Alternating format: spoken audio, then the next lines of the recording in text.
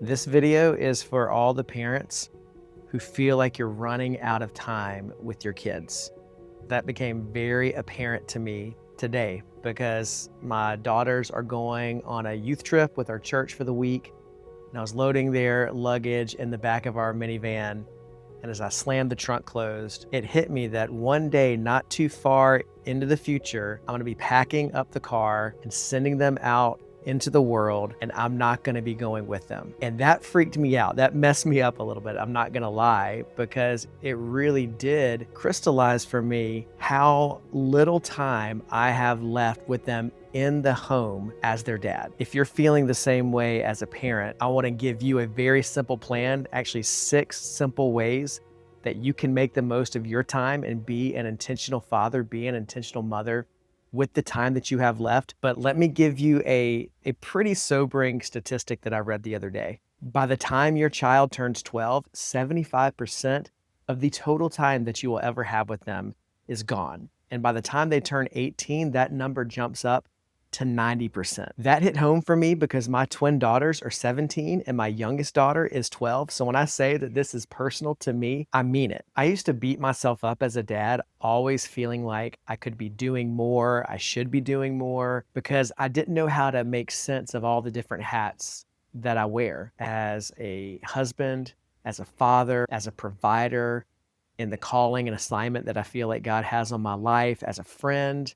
All these different responsibilities, they can pull you in so many different directions. And I never felt like I was able to do all the things that I wanted to do with my kids. And when I really started to think about that and get beyond the voice of insecurity and imposter syndrome and condemnation, I realized that I never really defined what winning looked like as a dad.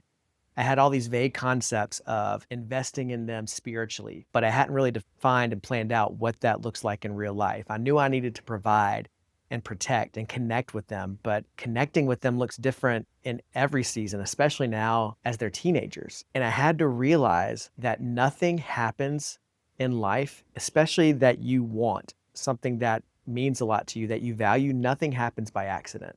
It requires a plan. It requires knowing where you are and where you want to end up, and then figuring out the steps that it takes to get there. Because being physically present with your kids is good, but presence isn't enough. You can have proximity, you can be sitting next to them on the couch, but emotionally and mentally, you are miles away. You're worried about something with your job, you're stressed about something with finances and your bank account. And so just being present isn't enough. You need, and I need, intentional presence with our kids. You don't build a lifelong relationship, a healthy one with your son or your daughter, the one that you dream about having when you held them in your arms and you thought about what life would look like when they were adults. You don't get that kind of relationship just by accident. It doesn't take being a perfect dad either. It just requires a plan. And so I created one for myself and for our family. It's called the Legacy Framework. It's 6 simple steps to connect with your kids every day. Now, this is something that you can plan out at the beginning of your week and map this out for the week, or you can do it at the beginning of the month and map it out for the month. But these are 6 simple ways that help you become the dad that your kids are still going to want to have a relationship with after they leave the house.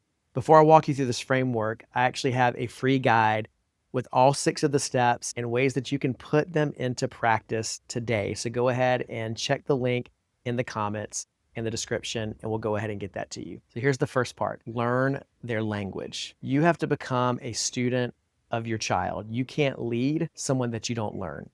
So are your kids introverts or extroverts? Do you know what really motivates them? Do you know what triggers them? Do you know what shuts them down? Do you know how they feel seen? It's important to become a student of your child and learn what they love, what they fear. Don't assume you know that the way you receive love is how they receive love.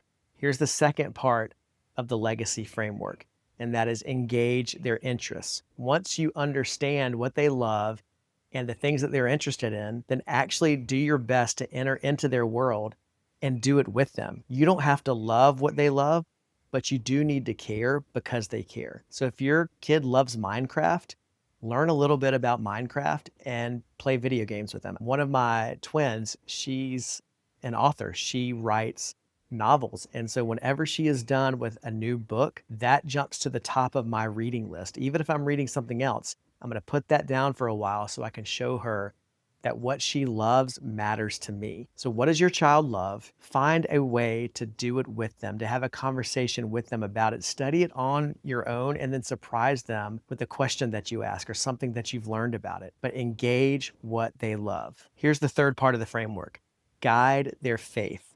I read a stat the other day that really startled me. It says only 12% of Christian parents regularly talk about faith at home. Another study pointed out that parents are the number one spiritual influence on their children. I know this can be intimidating sometimes because all of us are struggling with our own relationship with God and we have our own faith struggles. And this is where imposter syndrome can really be a heavy weight to carry, because how do I lead my kids when I'm still trying to figure out my own relationship with God? And what I'm learning is that as a guide, you don't have to have all the answers. You just have to be moving in the right direction and pointing the way and clearing the path for your kids. Sometimes that can be as simple as starting breakfast with a proverb of the day. Our family really tries to pray every night together, and we don't do it every night, but I would say most nights we get together and we pray. And I'm sharing some of the things that I'm asking God for, that I'm struggling with, and they're learning that it's a safe place for them to do the same.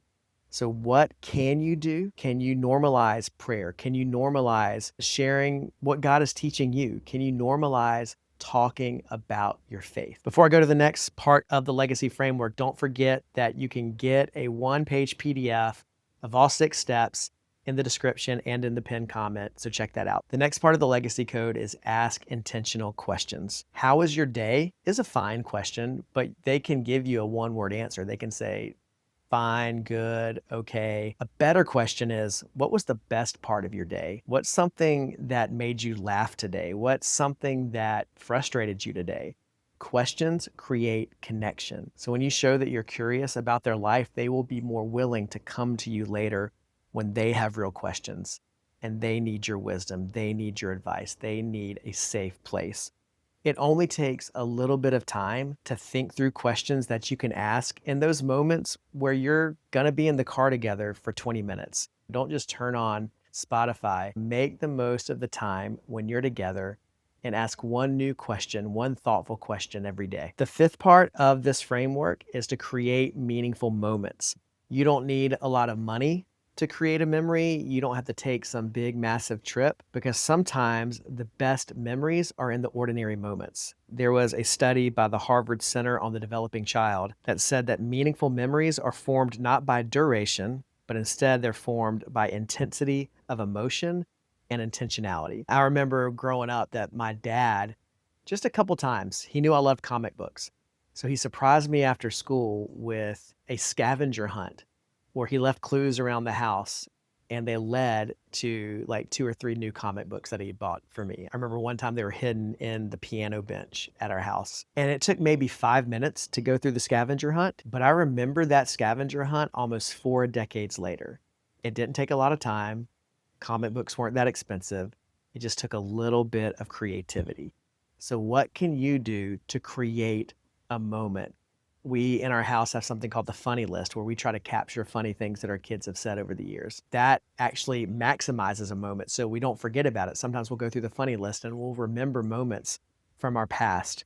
But how can you be on the lookout for the ordinary moments that are special? And then how can you spend a little extra time creating meaningful moments every week, every month with your kids? Finally, the last part of the legacy framework is yes before no. So often our default answer can be no, not because of the budget, not because we have legitimate conflicts. Sometimes it's just because as parents we're tired or we're annoyed and we don't want to be bothered. And I'm not saying you have to say yes to everything, but I know as a dad, I've realized that there's far more that I could say yes to, so that then the things that I have to say no to in order to protect or to teach my kids a lesson or because of budgetary restraints, those no's have to be there. But I want to say yes to the things that I actually can say yes to.